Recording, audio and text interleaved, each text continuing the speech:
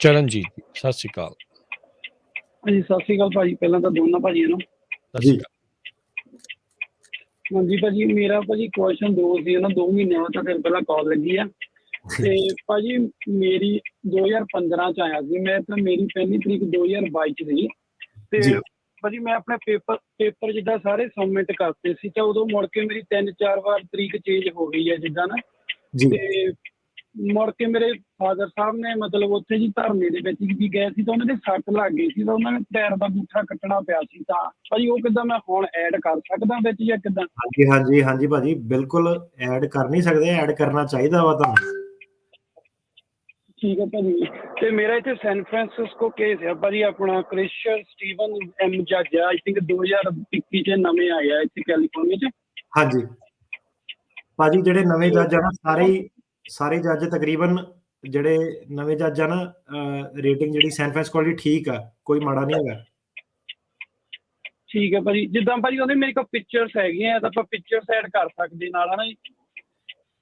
ਸੋ ਭਾਜੀ ਏਦਾਂ, ਜਿਹੜਾ ਇਮੀਗ੍ਰੇਸ਼ਨ ਕੋਡ ਆ ਨਾ, ਦੇਖੋ ਕਿਸੇ ਦੀ ਕਿਸੇ ਦੇ ਬਾਪੂ ਦੇ ਲੱਤ ਕੱਟ ਹੋ ਗਈ, ਠੀਕ ਆ, ਇੰਡੀਆ ਦੇ ਵਿੱਚ, ਪਰ ਕੋਰਟ ਨੂੰ ਕਿੱਦਾਂ ਪਤਾ ਲੱਗੂਗਾ ਕਿ ਇਹ ਅਸਲੀ ਫੋਟੋ ਆ? ਰਾਈਟ, ਕੋਰਟ ਫੋਟੋ ਅਥੈਂਟੀਕੇਟ ਕਿੱਦਾਂ ਹੁੰਦੀ? ਉਹ ਜਿਹੜੀ ਫੋਟੋ ਆ ਨਾ, ਉਹ ਮੇਨ ਐਵੀਡੈਂਸ ਨਹੀਂ ਹੁੰਦਾ।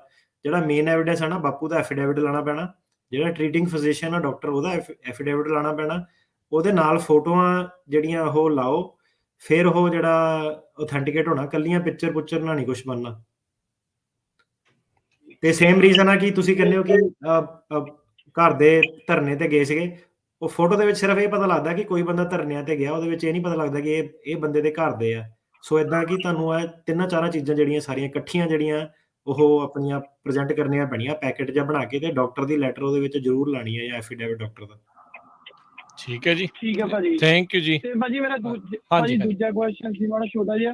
ਤੇ ਮੇਰੇ ਬ੍ਰਦਰ ਭਾਜੀ ਛੋਟੇ ਦਾ ਫਸਟ ਵਰਕ ਪਰਮਿਟ ਅਪਲਾਈ ਕੀਤਾ ਭਾਜੀ, 2 ਮਹੀਨੇ ਹੋ ਗਏ ਆ ਨਾ, ਉੱਪਰ 2 ਮਹੀਨੇ ਤੋਂ, ਤਾਂ ਉਹਦਾ ਰਿਸੀਵਿੰਗ ਲੈਟਰ ਨਹੀਂ ਭਾਜੀ ਹਾਲੇ ਤੱਕ ਆ ਫਸਟ ਵਰਕ ਪਰਮਿਟ ਦਾ। ਜੀ ਭਾਜੀ, ਰਿਸੀਵਿੰਗ ਲੈਟਰ ਨਾ ਕਾਫੀ ਆਨਲਾਈਨ ਵੀ ਕਮੈਂਟ ਪਾ ਰਹੇ ਆ, ਤੁਸੀਂ ਇਕੱਲੇ ਨਹੀਂ ਹੈਗੇ, ਬਹੁਤ ਲੋਕਾਂ ਦਾ ਜਿਹੜੇ ਰਿਸੀਵਿੰਗ ਲੈਟਰ ਆ ਨਾ, ਉਹ ਨਹੀਂ ਆ ਰਹੇ ਆ। ਤੇ ਜੇ ਤਾਂ ਤੁਸੀਂ ਫਾਈਲ ਕਰਤਾ, ਤਾਂ ਜਿਹੜੇ ਥਰੂ ਵੀ ਫਾਈਲ ਕੀਤਾ ਵਾ, ਸੇਮ ਮੇਕ ਸ਼ੋਰ ਕਰ ਲਓ ਕਿ ਸਹੀ ਤਰੀਕੇ ਨਾਲ ਫਾਈਲ ਕਰਤਾ। ਰਿਸੀਵਿੰਗ ਲੈਟਰ 'ਚ ਭਾਜੀ ਡਿਲੇ ਜੈਨੂਇਨਲੀ ਇਮੀਗ੍ਰੇਸ਼ਨ ਵੱਲੋਂ ਹੈਗਾ, ਉਹਨਾਂ ਨੇ ਆਪਣੀ ਵੈਬਸਾਈਟ ਤੇ ਅਨਾਉਂਸ ਵੀ ਕੀਤਾ ਵਾ। ਠੀਕ ਹੈ ਜੀ, ਅਗਲੇ ਕਾਲਰਸ ਉਹਨਾਂ ਨਾਲ ਗੱਲ ਕਰਦੇ ਹਾਂ। ਹਰਸ਼ਪ੍ਰੀਤ, ਸਤਿ ਸ਼੍ਰੀ ਅਕਾਲ। ਹੈਲੋ, ਹਾਂਜੀ ਸਤਿ ਸ਼੍ਰੀ ਅਕਾਲ ਜੀ। ਮੇਰਾ ਕੁਐਸਚਨ ਹੈਗਾ, ਮੈਂ ਆਪਣੀ ਨਾ ਮਦਰ ਦਾ as a US citizen apply ਕੀਤਾ ਸੀ 2018 ਚ, ਤੇ ਉਹਨਾਂ ਦੀ ਲਾਸਟ ਈਅਰ ਦਸੰਬਰ ਦੇ ਵਿੱਚ ਇੰਟਰਵਿਊ ਹੋਈ ਜੀ। ਤੇ ਉਹਨਾਂ ਨੇ ਜੋ ਪੇਪਰਸ ਵਗੈਰਾ ਮੰਗੇ ਉਹਨਾਂ ਨੇ ਸਭ ਦਿਖਾ ਦਿੱਤੇ, ਤੇ ਐਂਡ ਤੇ ਉਹਨਾਂ ਨੇ ਨਾ ਉਹਨਾਂ ਨੂੰ ਇੱਕ ਵਾਈਟ ਕਲਰ ਦਾ ਪੇਪਰ 221 ਜੀ ਫਾਰਮ ਦੇ ਦਿੱਤਾ, ਤੇ ਉਹਦੇ ਤੇ ਲਿਖਿਆ ਹੋਇਆ ਕਿ ਰਿਫਿਊਜ਼ਡ, ਐਂਡ ਕਿ ਉਹਨਾਂ ਨੂੰ ਕੰਟੈਕਟ ਕਰਾਂਗੇ ਅਗਰ ਸਾਨੂੰ ਕੋਈ ਹੋਰ ਪ੍ਰੋਸੈਸ ਚਾਹੀਦਾ ਹੋਇਆ, ਐਂਡ ਦੇ ਪੁੱਟ ਹਰ ਅੰਡਰ ਐਡਮਿਨਿਸਟ੍ਰੇਟਿਵ ਪ੍ਰੋਸੈਸਿੰਗ।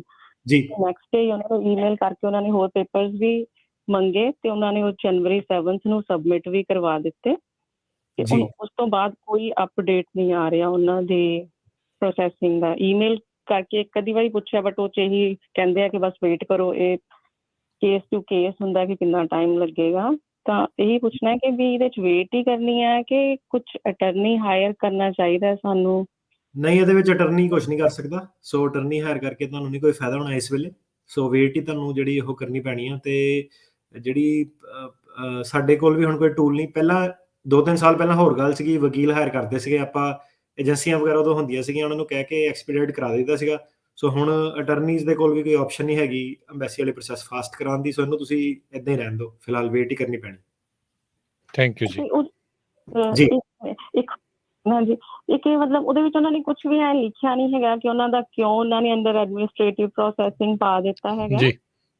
ਉਹ ਜੀ ਏਦਾਂ ਦੇਖੋ, ਉਹ ਕੋਈ ਕਸਟਮਰ ਸਰਵਿਸ ਤਾਂ ਕਰ ਨਹੀਂ ਰਹੇ US ਵਾਲੇ, ਹਨਾ? ਉਹ ਕਿਹੜਾ ਕੋਈ ਆਈਫੋਨ ਜਾਂ ਕੋਈ ਉਹ ਕਰ ਰਿਹਾ। ਉਹ ਏਦਾਂ ਕਿ ਉਹਨਾਂ ਦਾ ਜਿਹੜਾ ਹੁਣ ਰਵੱਈਆ ਇਹ ਹੈ ਕਿ ਉਹ ਕਹਿੰਦੇ ਕਿ ਆਪਾਂ ਨੂੰ ਇੰਨਾ ਬਾਹਲਾ ਦੱਸਣ ਦੀ ਲੋੜ ਨਹੀਂ, ਆਪਾਂ ਐਡਮਿਨਿਸਟ੍ਰੇਟਿਵ ਪ੍ਰੋਸੈਸਿੰਗ, ਉਹਨਾਂ ਨੇ ਆਪਣੇ ਜਿਹੜੇ ਨਾਰਮਲ ਜਿਹੇ ਪਰਫਾਰਮੇ ਜਿਹੜੇ ਉਹ ਪ੍ਰੀਪੇਅਰ ਕੀਤੇ ਹੋਏ, ਉਹਨਾਂ ਨੇ ਉਹੀ ਦੇਣੇ ਸਾਰਿਆਂ ਨੂੰ। ਸੋ ਉਹਨਾਂ ਨੇ ਕੋਈ ਬਾਹਲੀ ਡਿਟੇਲਡ ਟੂਲ ਨਹੀਂ ਦੇਣੀ। ਤੇ ਜਿਹੜਾ ਆ ਸਾਰਾ ਕੰਮ ਆ ਗਿਆ, ਕਿਹੜੇ ਡਾਕੂਮੈਂਟ ਮਿਸਿੰਗ ਆ ਜਾਂ ਕਿੱਦਾਂ ਵਾ, ਇਹ ਜਿਹੜਾ ਅਮਰੀਕਨ ਆਫਿਸਰ ਜਿਹੜਾ ਹੈਗਾ ਉਹ ਆਪ ਨਹੀਂ ਕਰਦਾ। ਇਹਨਾਂ ਨੇ ਅੱਗੇ ਥੱਲੇ ਸਟਾਫਿੰਗ ਰੱਖੀ ਹੋਈ ਹੈ, ਇੰਡੀਆ ਸਬ ਏਜੰਸੀਆਂ ਰੱਖੀਆਂ, ਉਹਨਾਂ ਨੂੰ ਡੈਲੀਗੇਟ ਕੀਤਾ ਵਾ ਕਸਟਮਰ ਸਪੋਰਟ ਵਾਲਿਆਂ ਨੂੰ। ਤੇ ਉਹੀ ਜਿਹੜੇ ਸਾਰੇ ਡਾਕੂਮੈਂਟ ਕੋਆਰਡੀਨੇਟ ਜਿਹੜੇ ਕਰਦੇ ਆ, ਤੇ ਉਹਨਾਂ ਕੋਲ ਕੇਸ ਬਹੁਤ ਜ਼ਿਆਦਾ ਜਿਹੜੇ ਪੈਂਡਿੰਗ ਆ ਤੇ ਇਹਦੀ ਕੋਈ ਟਾਈਮਲਾਈਨ ਨਹੀਂ, ਤੁਹਾਨੂੰ ਇਹਦਾ ਟਾਈਮ ਲੱਗ ਸਕੂਗਾ ਤੇ ਉਹਨਾਂ ਦੀ ਇਹ ਪ੍ਰਾਇੋਰਟੀ ਦੇ ਵਿੱਚ ਨਹੀਂ ਹੈਗੇ ਇਹ ਵਾਲੇ ਕੇਸ ਜਿਹੜੇ। ਜੀ ਅਗਲੇ ਕਾਲਰ ਸਾਹਿਬ ਹੈਲੋ ਜੀ ਜੀ ਹਾਂਜੀ ਹਾਂਜੀ ਸਤਿ ਸ਼੍ਰੀ ਅਕਾਲ ਭਾਜੀ, ਸਤਿ ਸ਼੍ਰੀ ਅਕਾਲ ਕਹਿਣਾ ਸਰ। ਸਤਿ ਸ਼੍ਰੀ ਅਕਾਲ। ਸਤਿ ਸ਼੍ਰੀ ਅਕਾਲ ਜੀ। ਹਾਂਜੀ ਹਾਂਜੀ ਸਰ, ਮੇਰਾ ਨਾ ਸਵਾਲ ਸੀਗਾ, ਮੇਰੇ ਵਾਈਫ ਐਜ਼ ਅ ਸਟੂਡੈਂਟ ਇੱਥੇ ਵਿਜ਼ਿਟ ਕਰ ਰਹੇ ਨੇ ਤੇ ਮੈਂ ਉਹਨਾਂ ਦਾ ਪੁੱਛਣਾ ਸੀਗਾ ਕਿ ਆਪਾਂ ਸਟੂਡੈਂਟ ਤੇ ਐਜ਼ ਕੋਈ PR ਜਾਂ ਪੇਪਰ ਵਰਕ ਅਪਲਾਈ ਕਰ ਸਕਦੇ ਹਾਂ ਇੱਥੇ ਜਾਂ ਕਿੱਦਾਂ? ਤੁਸੀਂ ਦੱਸ ਰਹੇ ਕਿ ਇੱਥੇ ਸਟੂਡੈਂਟ ਤੇ ਆ ਰਹੇ ਆ? ਹਾਂਜੀ ਸਟੂਡੈਂਟ ਆ ਰਹੇ।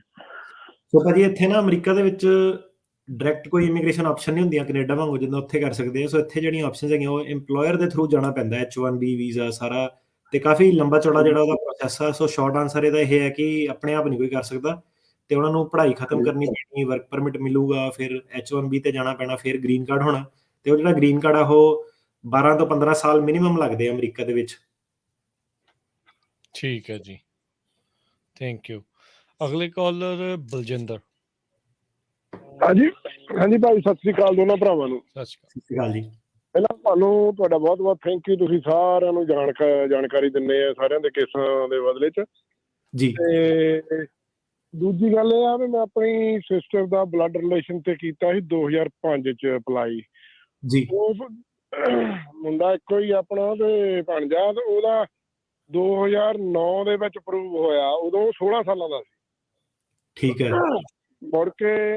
ਮੁੜ ਕੇ ਹੁਣ ਉਹਦੀ ਆਈ ਆ 2022 'ਚ, ਅਸੀਂ ਸਾਰਾ ਪੇਪਰ ਵਰਕ ਕਰ ਦਿੱਤਾ ਸੀ ਉਦੋਂ। ਉਦੋਂ ਬਾਅਦ ਕਰੋਨਾ ਆ ਗਿਆ, ਹੁਣ ਉਹ 29 ਸਾਲਾਂ ਦਾ ਹੋ ਗਿਆ। ਹੁਣ ਉਹਦੀ ਇੰਟਰਵਿਊ ਦੀ ਡੇਟ ਆਈ ਆ, ਪਰ ਫੀਸਾਂ ਫੂਸਾਂ ਉਹਦੀਆਂ ਸਾਰੀਆਂ ਭਾਜੀ ਤਾਰੀਆਂ ਆ।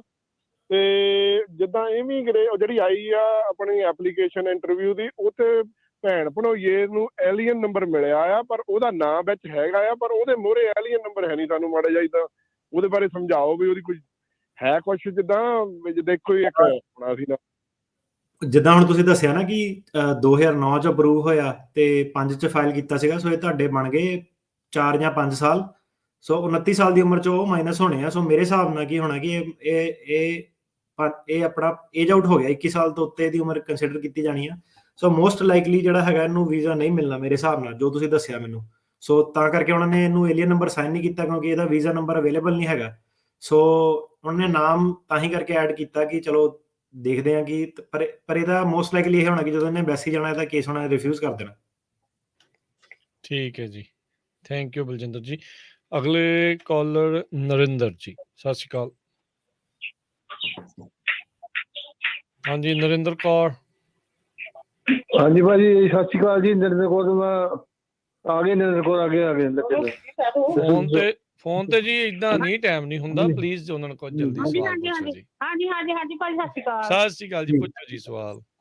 ਹਾਂਜੀ ਸਵਾਲ ਇਹ ਆ ਵੀ ਅਸੀਂ 2005 ਦੇ 6 ਦੇ ਭਰੇ ਹੋਏ ਆ ਬਲੱਡ ਰਿਲੇਸ਼ਨ ਦੇ ਭੈਣ ਭਰਾਵਾਂ ਦੇ, ਤੇ ਉਹ ਅਜੇ ਤੱਕ ਕੋਈ ਪਤਾ ਨਹੀਂ ਲੱਗਣ ਡਿਆ ਕੁਛ ਵੀ। ਇਹਨਾਂ ਨੂੰ ਪੁੱਛਣਾ ਸੀ ਸਰ ਨੂੰ ਕਿ ਕਿੱਦਾਂ ਕੀ ਪ੍ਰੋਗਰਾਮ ਛੇਤੀ ਨਿਕਲਦਾ, ਕਿੰਨਾ ਟਾਈਮ ਲੱਗੇਗਾ। ਜਿਹੜੀ ਸਾਨੂੰ ਨੌਲੇਜ ਆ ਉਹ ਇਹ ਹੈ ਕਿ ਰੇਡੀਓ ਤੇ ਕਿਸੇ ਕਾਲਰ ਨੇ ਦੱਸਿਆ ਸੀਗਾ ਪਿਛਲੇ ਐਪੀਸੋਡਾਂ ਤੇ ਕਿ ਕਿਸੇ ਦੇ ਜਨਵਰੀ 2005 ਵਾਲੇ ਸੀਗੇ, ਉਹਨਾਂ ਨੂੰ ਇੰਟਰਵਿਊ ਦੀ ਕਾਲ ਆਈ ਆ। ਤੇ ਮੈਨੂੰ ਉਸ ਤੋਂ ਮੈਨੂੰ ਐਗਜ਼ੈਕਟਲੀ ਨਹੀਂ ਪਤਾ ਕਿ ਕਿਹੜੇ ਮਹੀਨੇ ਦੇ ਉਹ ਕੇਸ ਜਿਹੜੇ ਇਸ ਵੇਲੇ ਭੈਣ ਭਰਾਵਾਂ ਦੇ ਲੈ ਰਹੇ ਆ। ਜੇ ਕੋਈ ਸੁਣ ਰਿਹਾ ਸਾਨੂੰ, ਜੇ ਕਿਸੇ ਦਾ ਨੰਬਰ ਇਦਾਂ ਦਾ ਲੱਗਾ ਵਾ 2005 ਵਾਲੇ ਕੇਸ ਦਾ, ਉਹ ਕਾਲ ਕਰਕੇ ਦੱਸ ਦੇਣ। ਸੋ ਮੇਰੇ ਹਿਸਾਬ ਨਾਲ ਇਦਾਂ ਕਿ ਉਹ ਜਨਵਰੀ ਫਰਵਰੀ ਵਾਲੇ ਕੇਸਾਂ ਤੇ ਇਸ ਵੇਲੇ ਟਿਕੇ ਹੋਏ ਆ।